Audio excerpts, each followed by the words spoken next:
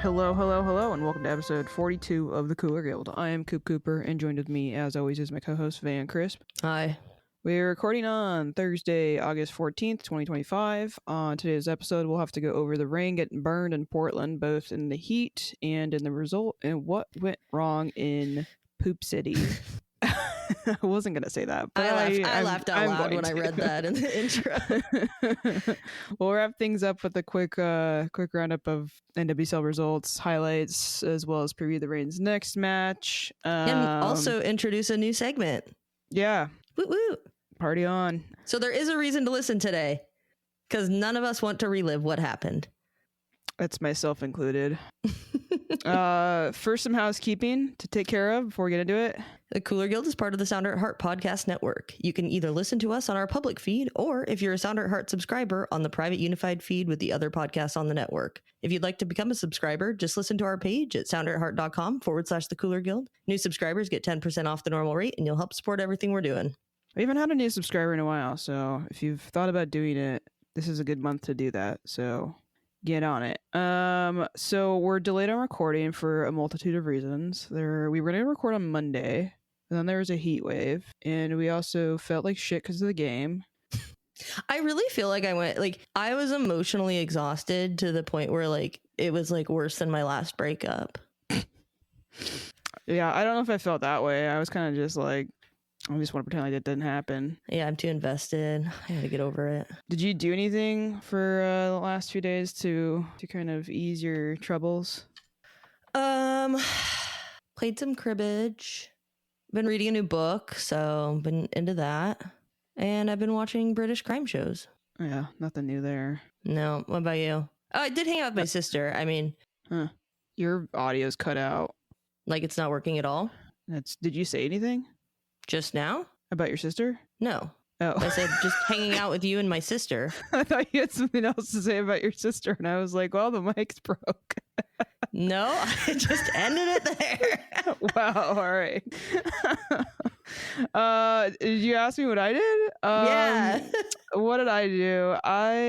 So Monday, which we had planned this, but then because Alex had like a haircut late, we went and footed down one of the rivers by our house for the first time. Nice. Yeah. You have an inner tube? Yeah, we have inner tubes. We had them from when we lived in Portland, but we haven't scoped out anything here. But Alex drove by a park a few days ago or whatever during one of the other days of the heat wave and saw a guy with his family going down the river. I was like, where do you guys go? And he's just like, oh, we just park up there and drive one car there. You know, the typical stuff you do with the floating down the river. But there was no current really for a lot of it. So it was like a lazy river, but maybe not even really lazy. It was barely moving. But it was kind of nice because it was kind of around like sunset, and so the birds were not at sunset, but as it was getting close to sunset, all the birds were flying around crazy right above us and stuff, and there was nobody really else out there. So that was cool, except for whatever reason, the river wouldn't pick up me very well. It would pick up the other people I was with, Alex and her friend. So you're just lagging behind. Yeah, I had to fucking really paddle myself. I don't know if it's just because I'm more compact and square shaped. I don't know. Because her coworker is much longer, maybe more aerodynamic. I'm not sure what the deal was, but I was really struggling to keep up a little bit. I just imagine you sitting in an inner tube way behind everybody, guys, wait up. Paddling. I mean, I was dealing with it, but we had two different types of inner tubes, and there was one of them that I can't sit in because I'm too small. I'll fall through it. So yeah, I don't not look like a child in it. Anyways, let's get on with this bullshit that we have to talk about. We're not doing a match recap because who cares? fuck this game. This is a hot mess in more ways than one. By all accounts. Yeah. So we lost 4-2. Yeah. What sucked was that they so much fucking false hope 3 minutes in. Yeah, I mean, it was quick. I mean, I feel like it was dashed pretty quickly. I mean, yeah, false hope, sure. But then, I guess we can go over, what times the goals were scored. 3rd minute, Reign went ahead 1-0. Portland got a penalty in the 19th Bug. minute, because Bug took a player down in the box. And then we got scored on again in the 26th minute off a corner. So we went into halftime down 2-1. Second half, we got scored on again in the 55th minute.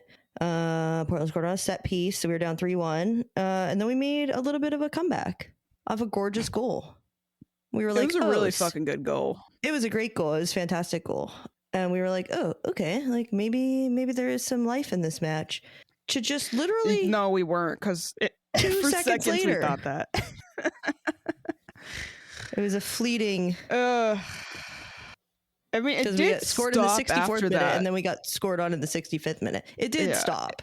After that, so, like, because it could have just really I mean, you don't ever want to give up 4 goals. You don't ever want to give up 4 goals to your rivals, but, like... For the way things were going, I feel like Portland could have really fucking just embarrassed the shit out of us even more.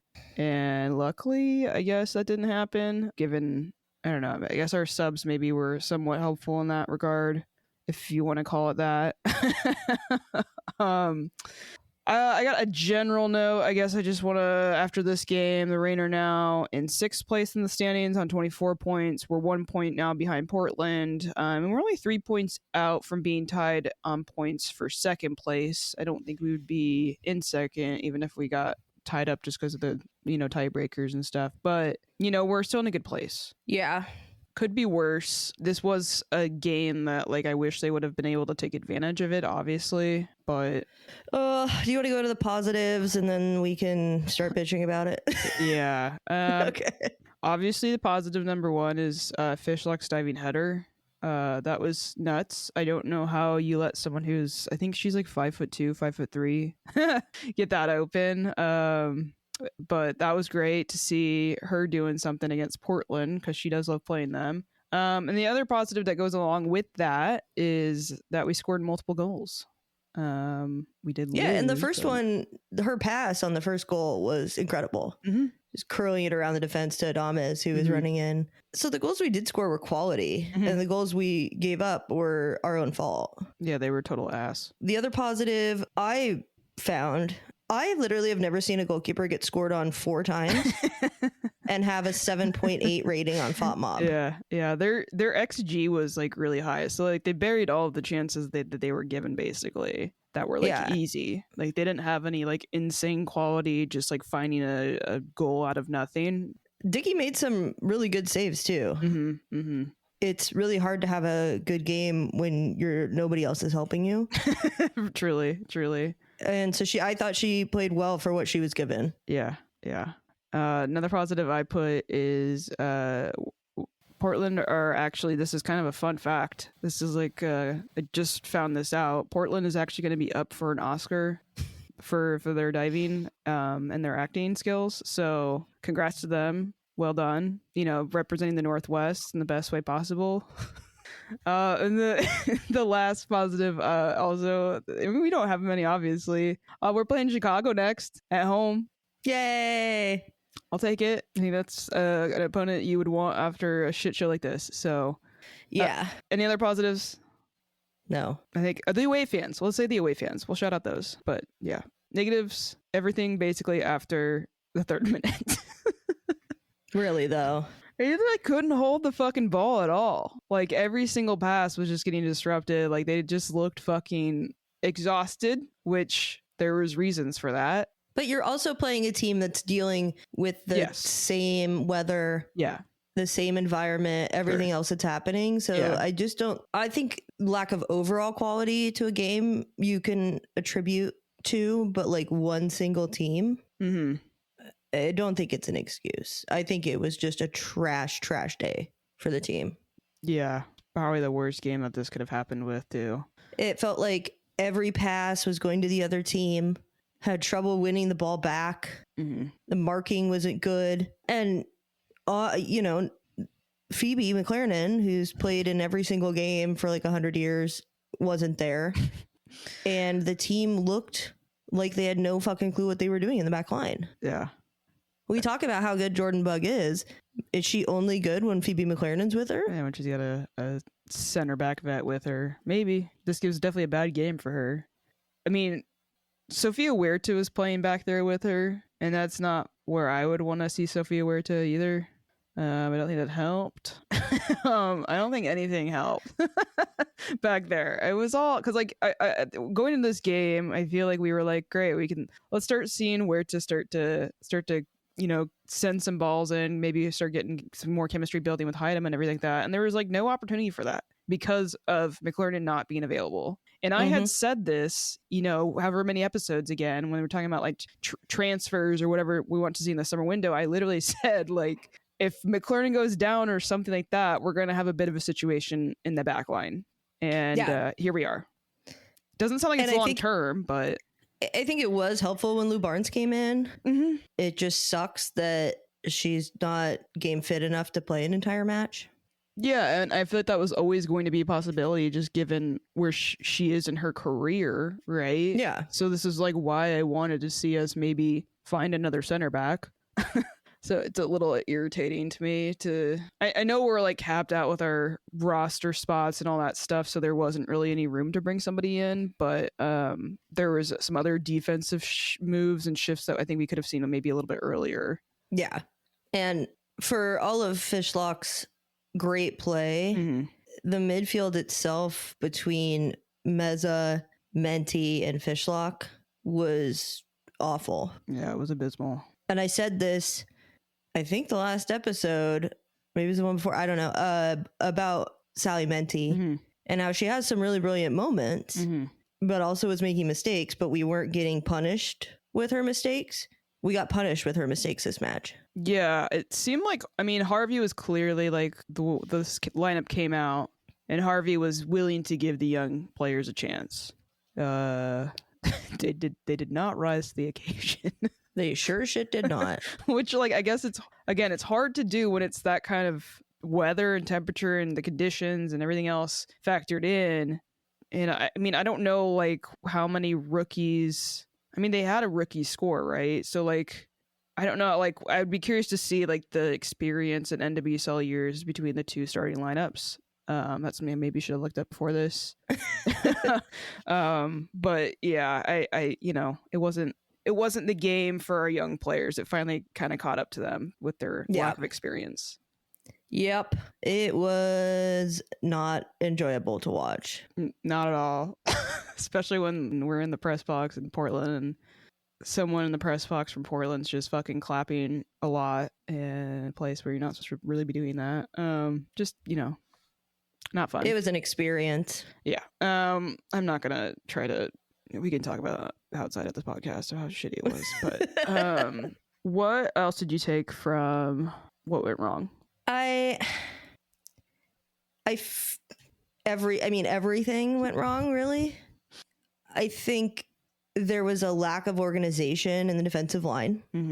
We locked ourselves in every time we got the ball because they weren't making passes to skip lines. Because you saw anytime we had any sort of like forward momentum and we're getting into dangerous areas, it was because someone in the midfield's absolutely switching it, right? And playing Curry far up on the right-hand side.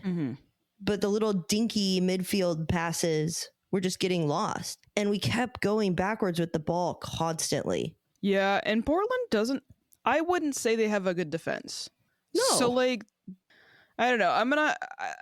It's tough for me because I was like, part of me was like, I saw these subs come on. I'm like, why didn't they start? But at the same time, like, do I want them coming on for this like fucking hell on earth game? Because the season is long, right? Like, we still have we're in the second half of the season. But I also like, you should want to put out the best lineup you can possibly put out in against Portland. And I don't know if it was a fitness thing or whatever it was. And I get the sentiment of wanting to start your young players and all that stuff. And it has worked several times this season. But I don't know, man. I would have, like, where was Lynn? Like, I feel like I would rather have had Lynn starting, personally. Yeah. I don't know. It's frustrating. It's a really frustrating thing to see. And it's frustrating when you have a team that puts themselves in a hole and then puts players on to try and climb out of it. Yeah. It feels, I do not coach this team. I rarely know what I'm talking about. But as a fan, I would rather see a strong starting lineup and playing the players as long as they can and trusting the players you're going to bring on to hold the score that your best lineup got you. Yeah. Instead of what we're doing, which I feel like is, hey, you guys start, and then whatever happens, we'll bring players on and try and fix it. Why create that problem in the first place? That's my question. Yeah, it's tough because like they don't give up that stupid goal right after, like the last goal or whatever that they gave up. And it could have been entirely different. Like we could be sitting here talking about how like, oh, it was so great to save our subs, right? Yeah. Because I think that they have a 1-goal deficit that late, and you know, all you need is one to at least get a point out of this fucking crazy game. And I think that would have felt like a win. So lapse, I think this comes down to lapses, mental lapses, and you can definitely attribute that to the Heat. But like a minute after, really? Less than a minute after? It was like less than a minute after. Yeah. I just don't get it.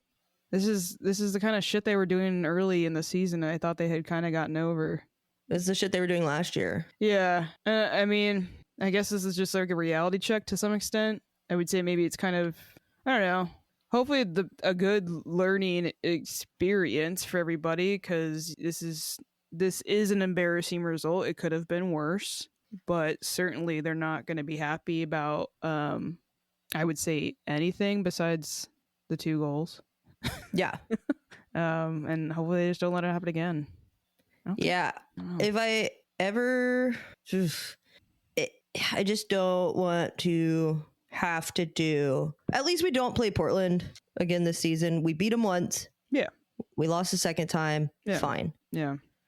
It was another thing being there and being around Portland people who are acting like they just fucking won the championship. They don't have a lot in that city, so it's like, you know. I wonder if their attendance is going to drop once the Portland Fire, the WNBA team, joins. I mean, probably a little bit, I would imagine. I mean, WNBA is a great product, and I do think there's a very good basketball scene out there. So maybe. Also, people talk about that stadium and how great it is, the Portland Stadium. The side that we were on looked crappy. The bathrooms were like 100 years old. I mean, it is over 100 years old. It felt like it was falling apart half the time. I mean, you can only do so much. It's a Frankenstein stadium. Yeah. So that's just, it is what it is. It's a fucking baseball stadium trying to pretend that it's a soccer stadium. They like it. They think it's quirky. I don't. But you know, like it suits them. That's all I think about it. It's like they can't do anything better. What else would they do? Like they don't have anywhere else to do something that wouldn't. I don't know. The convenience of it, I think, is good though. I do like where it's at. So there was a post-match press conference in person. Yeah. And we were alerted pre-match. Yeah. That it was going to be kind of thrown together because the Thorns do not have access to the other press room anymore because they are not owned by the Timbers anymore, who have control of the stadium, I guess. Mm-hmm. And so part of their lease agreement with the Timbers, they don't have access to this other room. Or like a lot of rooms. Like they could have maybe found even somewhere that's not a press room, but like they don't have access to those places. So we were put in a hallway. In front of some bathrooms. Yeah, it was interesting. If you go watch the presser, like you can see like the players, they didn't have it kind of blocked off. Like there's a hallway like that was going in, so like the doors just kept opening and people weren't being respectful or mindful of like the fact that there was a press conference going on inside of there. But you could see like Jess Fishlock like in who else was in it? Madison Curry. Yeah, Curry. They were both just like staring to their like right because it was just so fucking distracting. Eventually they kind of blocked it off and made sure people weren't being so noisy and coming through for the Harvey part of it. But yeah, shout out to Sarah from the Rain Comms team for doing the best with what she was given. Yeah, she did. I think she did a very good job with that. Yeah, what did you get from the pressers? For Frischlock and Curry, it seemed that same sentiment that we felt, like it just wasn't good enough. They looked like hot. And I'm not talking like just temperature wise. They looked like they did. They came in and I was just like, I can't believe, like, I was up there sweating in the shade in the press box, and like they had to be on the fucking field for that shit, running around. I mean, I saw somebody in the Discord say that somebody had put one of those heat gun readers things on the pitch, and it was like 170 something degrees. Yeah, I was curious on what that was, because that turf is fucking atrocious in the heat. And like the first comment I think that like Fishlock talked about when someone asked her a question was just like, on turf specifically in these temperatures, it's just like your feet are on fire. Yeah, I've played on hot turf before. It is awful. Yeah.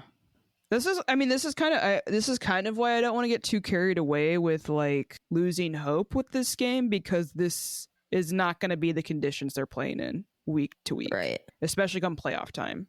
And every time it feels like we've had a result that could have been better, I will say, the next game has looked better. So hopefully there's no heat wave. I guess we're playing Monday in Seattle. Don't think there's supposed to be a heat wave. So yeah. Anyways, back to the presser. Yeah, I mean, they talked about Fishlock and Curry combining for that awesome goal. And, you know, that's kind of what they were wanting to do all game. It just didn't kind of come to fruition. People asked about the young players and how that was. And, you know, it was a test for them. They didn't pass. And you move on and you try and get a better result in your next match. Nobody could really answer why it was so bad. And I think that, you know, it wasn't just one bad goal that was given up. It was 4. Yeah. And so you can't super pinpoint, you know, like this one moment in the game where, you know, things just weren't clicking and you got scored on. It was the whole match. I mean, it was set pieces though, right? Yeah. Which is something that they can, I would think, easily clean up. But when I said things to watch for with this match beforehand, it's upsetting to me that this is how we lose, when like I do think everyone knew that like you have to look out for Portland, and they're diving and they're trying to draw fouls constantly, because at least one of these goals came from definitely, I wouldn't say it was a foul. The penalty definitely was a penalty. I'll agree with that. But like this was Portland's game plan. They want to draw fouls so they can take set pieces and score on you. Yeah. And they played in Portland's hand with that. Like, be more careful. Or like, if you're gonna do that, like line up better defensively at least. Do something, anything. Try harder. I mean, I'm kind of out of things to say. Yeah, I think we can move on. It sucked. Harvey didn't enjoy it either. It sucked. Final thoughts? Do you have any final thoughts you want to say? I never want to think about this again, so no. Okay, great. Thanks for tuning in. See you guys. All right. What do we got next? Cooler player of the match? Yeah. Cooler Player of the Match is brought to you by The Doctor's Office, a great little 12-seat bar on Capitol Hill. The owner is a big fan of the rain and is proud to be our very first sponsor. I will say, is this a Cooler Player of the Match, or is this like the less hot, most player who's most on fire match? I don't know. I want to give this to Fishlock, but I feel like we should give it to the traveling away fans. I don't want to do that, just because imagine how bad this would be if Fishlock wasn't playing. Fair. If Fishlock, I mean, like this 4-0 would have been an embarrassment. And had we not at least had the quality and experience of Fishlock playing in these rival matches, it would have been, I might have had to stop being a soccer fan. So okay, I hear your logic and I agree with it. So the cooler player of the match, or the hottest player of the match for this game is Jess Fishlock. Congrats. Her first ever. Fun fact. If you want some Cooler Guild trivia for you, yeah, wish it was under better circumstances. Thanks again to our sponsor, The Doctor's Office. The Doctor's Office is the best place to grab a drink before or after a rain match. Swing by today and try their limited edition White Lotus cocktail, a white Negroni with pineapple Suze. I tried to look up how to pronounce this. It's a French thing. Suze. Fizz is like there's like a weird U in it. Anyways, it's a white Negroni with pineapple fizz, Plymouth gin, dry vermouth, and saline. The first sip will have you feeling the island breeze in your hair, or at least what's left of it from pulling all your hair out from the weekend's match. Sounds like a really refreshing thing to have after this fucking shit show of a game. Check out the doctor's office Instagram at TDO Seattle, or better yet, go drink there in person. Cheers. Cheers. Do you want to introduce your new little segment? Yeah, so I thought it'd be fun to add in, as a nerd myself. I do love trivia, not necessarily bar trivia, Jeopardy trivia. I thought it'd be good to do a Rain trivia question each episode. So I will give you the Rain trivia question, and if you'd like, and answer it by adding us on Bluesky, answering the question, and maybe we'll get a shout out in the next episode. I was like, you can also, if you wanted to, you could go make an Instagram post. I could. Okay. Yeah. So our first Rain trivia question, you'll get the answer next week. And there's two parts to this one. There is a main question, and then there is a bonus.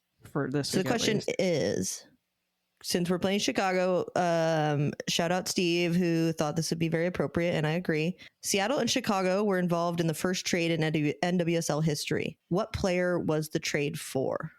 Find out next week. And for the extra credit part of this question, who did Chicago select in 2014 in the college draft with the pick that they received? Find out next week. Sound like a robot. Yeah, so go on our socials, and I don't know, do you want to like make a post and then people can reply to it too? Sure. Yeah, we can do that. The Cooler thing. You can figure it out. It's your gig. Fun little thing. See what you come up with next week. And this is a cool little trivia thing. I'm learning along with everyone because it is really hard to find NWSL historical kind of data. You got any? Do you have anything else before we jump into the other NWSL results? I do not. Okay. I'm excited to know if anybody knows the answer to this, but we can move on. I would not have known. I wasn't like that big of a nerd into like these kinds of things until like later in my adult years with being like super nerd with sports. Thank you for listening to the Sounder at Heart Podcast Network, which now includes No Sarietes, Lobbing Scorchers, and the Cooler Guild. We've been independent since August of 2023, but need your support to make sure it continues. Although this podcast is free, it's only made possible by your continued support. Memberships start as low as $25 a year, which not only helps make podcasts like this one happen, but also gets you access to everything we produce. If you're able to support us at higher levels, starting at $75 a year, you gain access to a host of other perks, most notably entry into our members-only Discord, where the smartest, funniest, and most engaged commenters share their thoughts and ideas. To find out more, just visit sounderatheart.com and click the subscribe button in the top right corner. Thanks for listening. So NWSL results. This is kind of a fun stat I found out. There's only been 2 wins in the last 25 matches for the bottom 5 teams. That's crazy. Yeah, I was looking at it on FOTMob, and so they have the standings, and then you can see like the last 5 results of all the teams, and I only saw 2 wins. So like the teams in the bottom right now: Bay FC, Angel City FC, Houston, Chicago, Utah, and the only 2 wins that came in the last 5 weeks were Houston and Bay. Houston being the one recently. Woof. I mean, that's so bad. Like if you're not beating those teams, it's a bad sign for you. Yeah. So hopefully I don't eat my words next week. God, with our luck. I know, for real. First result, Houston versus North Carolina. Houston won that 2-1. Shout out Sophie Schmidt again. Subbed on in the 85th minute, scored 90+5 goal to win the game with an assist from Yasmin Ryan. Clutch. Super clutch. She is still clutch. Yeah, amazing that she's still doing this many years later. Incredible.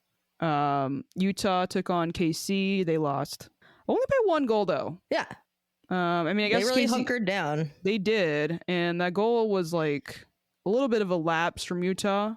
I wouldn't say offensively, Utah, you're having a lot of optimism there after losing Ally Sentnor or selling Ally Sentnor.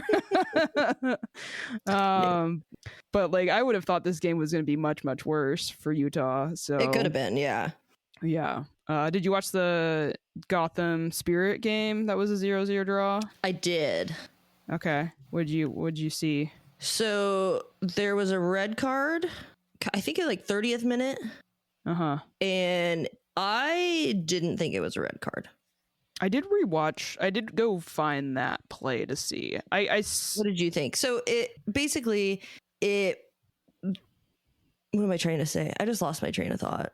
Jace, so there was like a ball coming, like it was near the sideline, right? So Jace was like she was definitely late to it. She was nowhere near the ball. I will say that. She was nowhere near the ball. The ball was gone. Like the player took a touch away. Yeah. And she was like, it looked like she was trying to like catch up, and just like her step cleated a player in the Achilles. And it wasn't like super fast either. And it didn't seem malicious. No, it was no. It was just like a misstep. Mm-hmm. Yeah. And got tangled up, and her cleat just came down. I mean, she did step on it. So that's the part where I was like, I can see why they gave the red. I thought it was harsh. I can see why, but I think it's harsh. Yeah, I thought it was harsh too. Because there's plenty of other things in this league that can be red cards that don't get called. It's true. It's true. Yeah. Consistency in the calls. That's to make it make sense. And honestly, Gotham looked better with 10 players. Yeah, the highlights that I saw, Spirit really just they had a chance to get 3 points, and they didn't at all take it. No.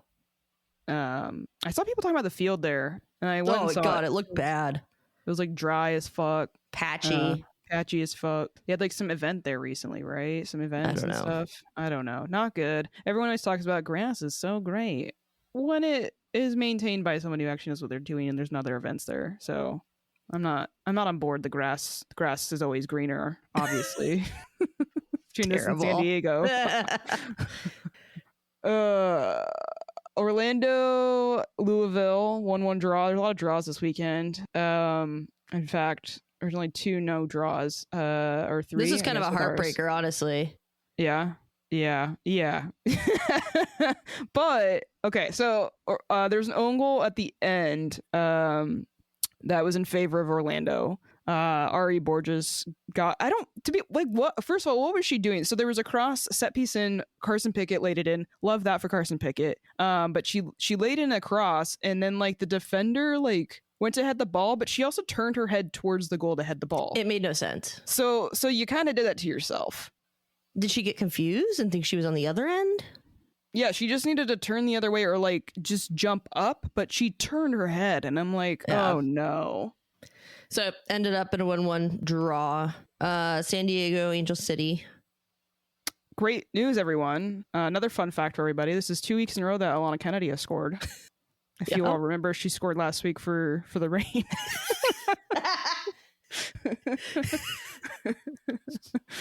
Jesus. But hey, this goal, at least, this is a bit of a redemption for her for the own goal that she got. It got them a point out of it because they were losing 1-0.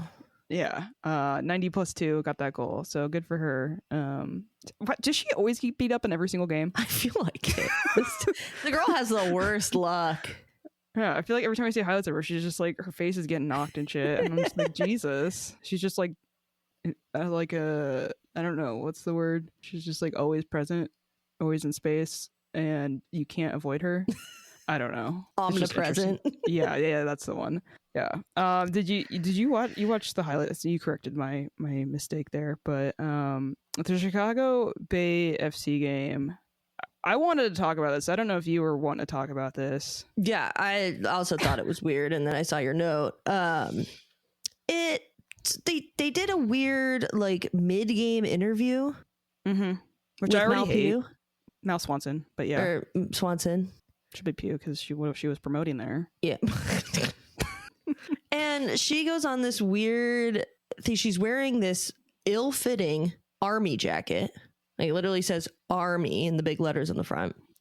And she's talking about like the league collab with Army and like designing these jackets. And in the middle of this interview with picture in picture, BFC scores. It's so awkward. It's really awkward. And also, from what I had read on the internet, everyone loves facts from the internet. This isn't the first time that Mal Swanson has gone on during broadcast and like promoted the military with some propaganda. I don't like to see this from the league. Like kind of the reason I have switched a lot more of my time and allegiances towards the NWSLs because there's a lot of this military propaganda and peddling for whatever they want for like the NFL and like MLB or whoever. Like they've always got these weird propaganda things paid for by the US government or like Department of Defense or whatever. And I just don't feel like there's it's gross to me. It's weird. It's gross. And I also just think for the NWSL, it doesn't make any sense given what this administration has been trying to change within the military. It's very anti-women. It's very anti-LGBT. I don't get why the league is promoting it. I don't think it's a coincidence that this happened on CBS, though. No, not at all. I don't know. It just seems to be very, very tone deaf. Yeah, and I don't know. I mean, I don't know. It seems like anytime Mallory Swanson has like time off or isn't able to play, she's just like, how can I like get involved to promote the military? And I'm just like, this isn't the place for that. That's your own. You can do that on your own social media. I don't think we should be doing that on this. Like, go throw a soccer camp for like kids on military bases or something. Sure. Like, fine, go do that. I don't want to see it on my TV. No. It's not. It's a really, really strange time to be doing that too. Yeah, like I said, it just seems tone deaf. I don't like it. I did have one note from this match. Okay. Alyssa Nair can still move.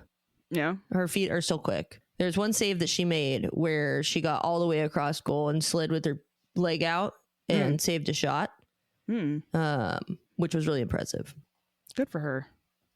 I mean, it sucks she's still in Chicago. But this was a Chicago win. As we know, any draw Chicago gets is a Chicago win. So any point for Chicago is a win. Are they still in last place? I feel like I already know the answer to this. Oh, they're not. No. Congrats, Chicago. All those wins.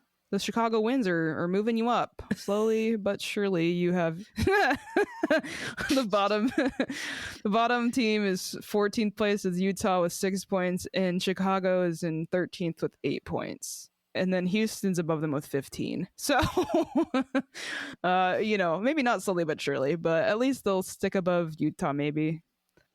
Okay, I think that's pretty much all we got for the NWSL for last week. We got another game coming up. Speaking of Chicago, we don't want to give them a Chicago win. I want to beat this team. We're playing them, Chicago Stars, Monday, August 18th, 7 p.m., Lumen Field. They've also got a sick deal if you don't have tickets already. You can get 2 beers and 2 tickets for like $40. Yeah. And those beers are like fucking $15 or something crazy. So it's basically free beer.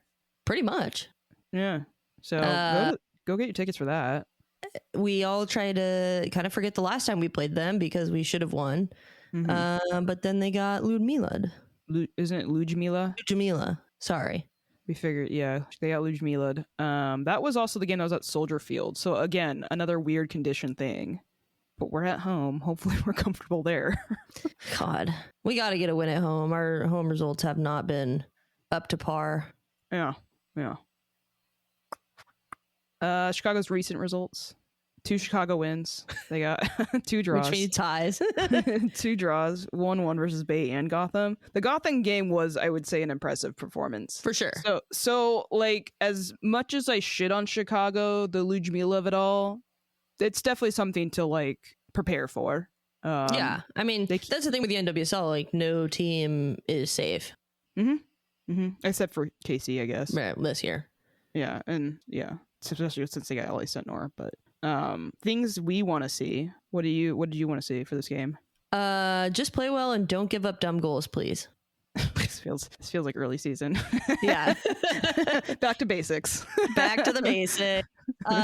Well, Harvey did say in her press conference that Phoebe would probably be back for Monday's game. She was in a boot, which we saw. It was a low boot. Pre-game, yeah, low boot. And Harvey said that this is actually the most transparent I've ever seen Laura Harvey with an injury.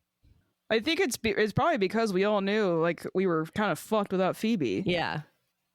We're not surprised seeing how No. we gave her Cooler Player of the Season last year. We love her. We're her biggest fans.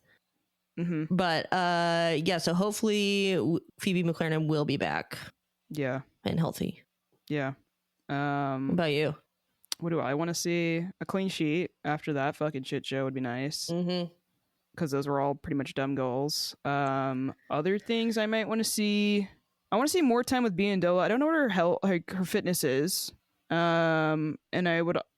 It's tough because I want to see more Me Official too, cooking in there with Montesir. That would be fun for me. I would like to see that. I don't know.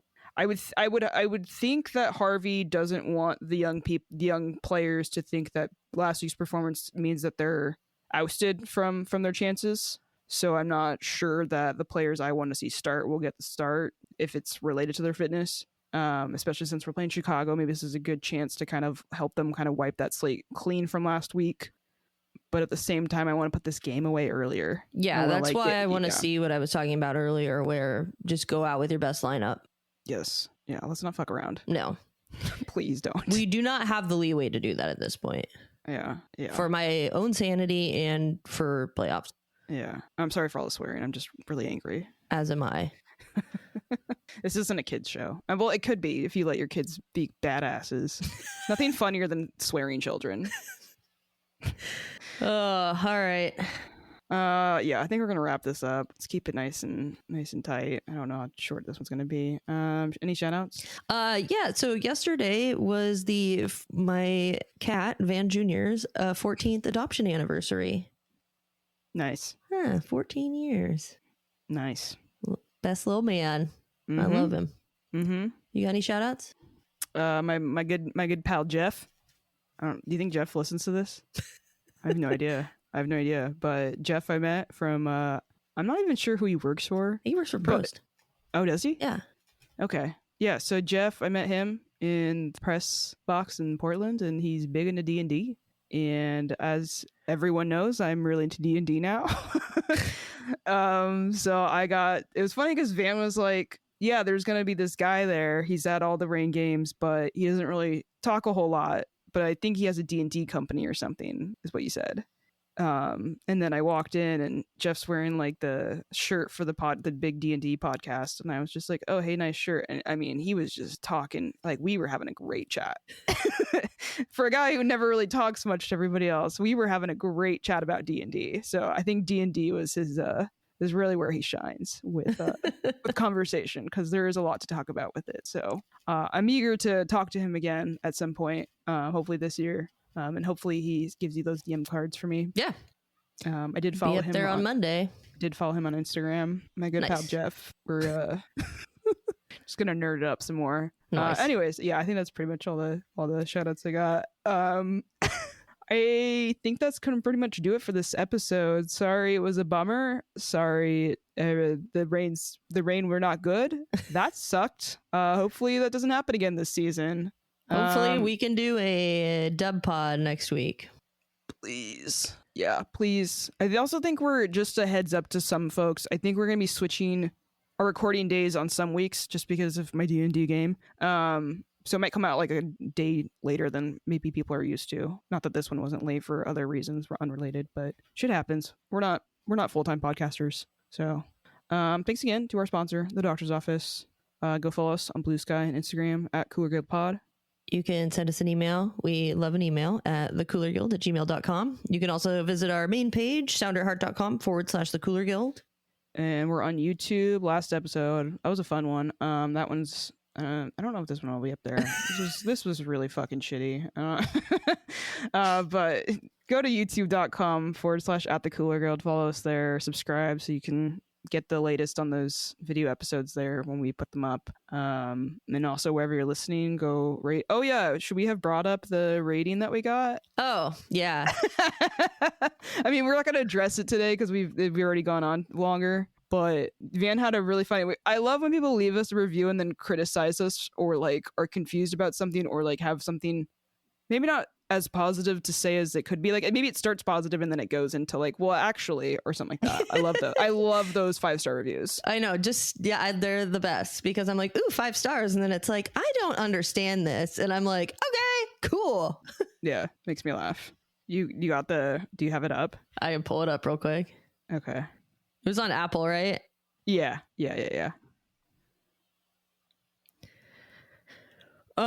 Okay. So this is actually from 2 months ago from an account called Fresh Undies.